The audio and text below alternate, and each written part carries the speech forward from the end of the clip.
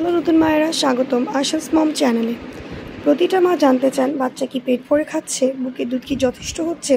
আজকের ভিডিওতে বলবো এমন 5টি লক্ষণ যা দেখে আপনি নিজেই বুঝতে পারবেন বেবির পেট ভরে কিনা।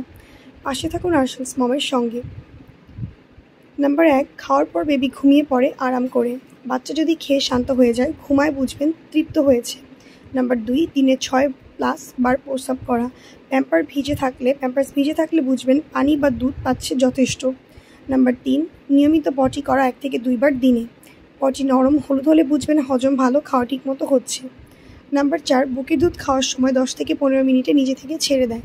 জোর করে ছাড়িয়ে নিতে হয় না, মানে সে পূর্ণ হয়েছে। নাম্বার 5, ওজন বাড়ছে স্বাভাবিকভাবে। মাসে 500 থেকে 800 গ্রাম ওজন বাড়া স্বাভাবিক, সময় মতো ওজন মাপুন। মা হিসেবে নিজের সন্তানের খাওয়া দাওয়া নিয়ে চিন্তা স্বাভাবিক। এই লক্ষণগুলো মনে রাখলে আপনার চিন্তা অনেকটাই কমে যাবে। ভিডিও ভালো লাগলে লাইক দিন আর সাবস্ক্রাইব করুন আশাস মমকে। পাশে থাকুন সব সময়।